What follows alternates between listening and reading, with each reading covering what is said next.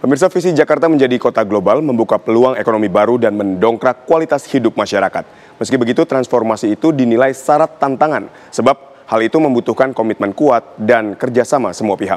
Para paslon Cagup dan Cawagup Jakarta pun ditantang menawarkan solusi terbaik mereka. Selengkapnya dalam Benang Merah, Ambisi Wujudkan Jakarta, Kota Mendunia.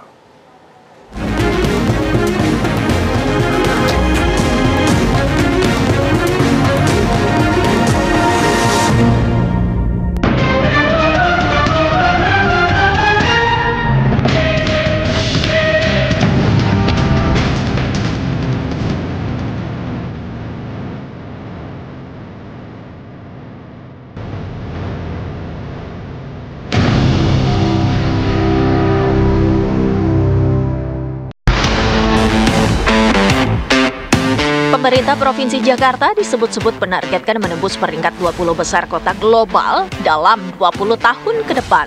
Saat ini Jakarta diketahui menghuni papan tengah di posisi 74 dari 156 kota yang dinilai mendunia sejagat. Menjadi kota global artinya menuntut Jakarta berperan penting dalam menyatukan ekonomi transnasional yang sanggup menarik modal, barang, sumber daya manusia, hingga informasi secara global. Persoalannya, macet masih menjadi momok bagi kota metropolitan ini. Akibatnya terjadi pemborosan di sana-sini, mulai dari waktu tempuh perjalanan, ongkos bahan bakar, hingga emisi karbon dioksida. Mengacu pada data TomTom Traffic Index edisi ke-13, Jakarta menempati peringkat ke-30 sebagai kota termacet di dunia untuk tahun 2023. Peringkat pertama ditempati ibu kota Inggris, London. Tak pelak, aspek transportasi umum dan mobilitas pun menjadi kelemahan Jakarta menjadi kota global. Cagup Jakarta nomor urut 1 dan 3, Ridwan Kamil dan Pramono Anung mengungkapkan ide inovasinya.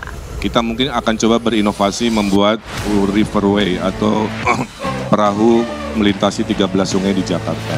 Nah, ideologi kedua yang pasangan Ridho akan kembangkan selama 5 tahun adalah mengurangi pergerakan, membangun pusat-pusat pertumbuhan, CBD di Ancol, di PIK, di Meruya, di Kelapa Gading, di TP Simatupang. Kemudian kita pergilirkan yang namanya work from home, sehingga mengurangi pergerakan, digabung memfasilitasi pergerakan, insya Allah mengurangi kemacetan. Transjakarta tidak cukup untuk mengatasi, menyelesaikan persoalan macet di Jakarta.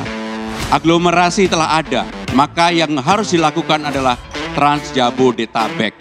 Saya termasuk yang akan membebaskan 15 golongan yang sekarang ini sudah naik busway gratis, maka mereka naik MRT dan LRT juga gratis, baik itu dari Bekasi, dari Tangerang Selatan, dari Bogor, dan dari manapun apabila fasilitas itu ada.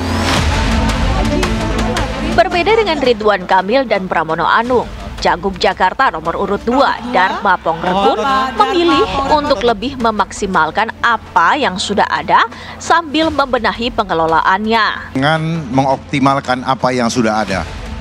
Manajemen diperbaiki, dioptimalkan, pastikan setiap trek itu jaraknya 10 menit. Kita perlu mengurai kemacetan dengan apa?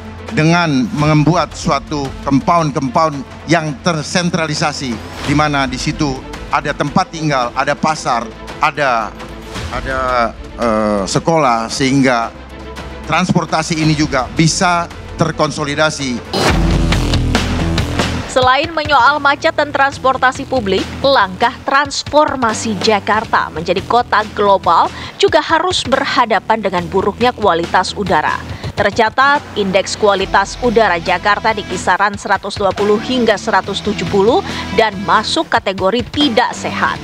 Di samping itu, permasalahan banjir, sampah, perumahan, hingga ketersediaan air bersih juga masih menggayuti kota metropolitan ini. Para calon pemangku kepentingan pun ditantang menelurkan jalan pemecahan yang tentu saja memerlukan kolaborasi dengan sejumlah pihak. Kolaborasi adalah satu keniscayaan yang harus dibangun. Ke depan akan menjadi kota global, maka industri yang nanti akan ditampilkan adalah industri kreatif. termasuk dalam rangka mengurangi polusi. Kami punya target 3 juta pohon yang akan ditanam di Jakarta ini.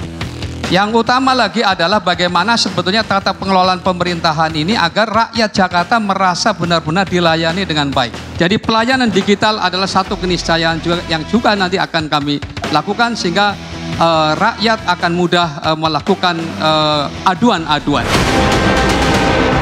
Senada dengan Suswono, Cawagup nomor urut 2 Kun Wardana juga menyinggung soal pelayanan digital.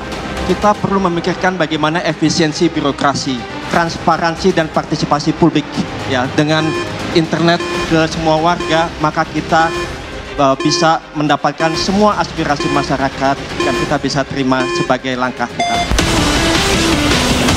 Sementara Cawagup nomor urut 3 Rano Karno menekankan perlunya aglomerasi, yakni pemusatan wilayah yang berkaitan dengan aspek geografi, industri, dan ekonomi. Setelah Jabodetabek ini dilihat, dikembangkan menjadi aglomerasi.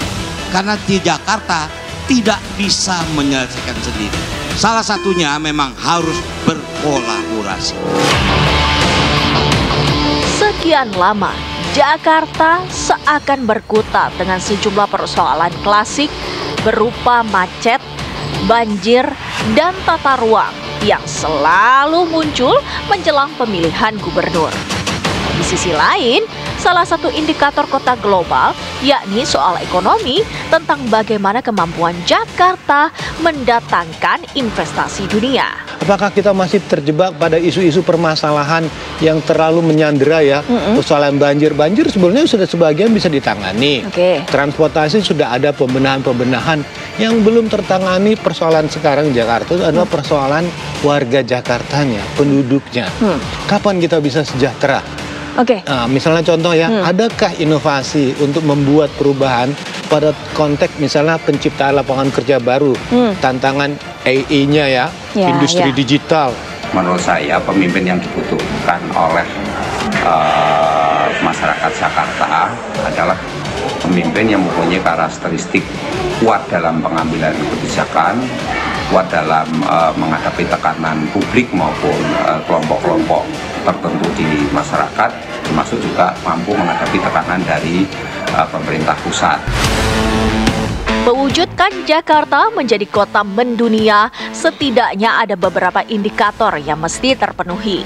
Indikator-indikator itu seperti sektor ekonomi yang mapan dan terkoneksi secara global, kapasitas riset, dan inovasi yang mumpuni, menyuguhkan kota yang bersih, nyaman, dan aman dihuni, hingga menjunjung nilai-nilai budaya yang menarik masyarakat dunia untuk mengunjungi Jakarta.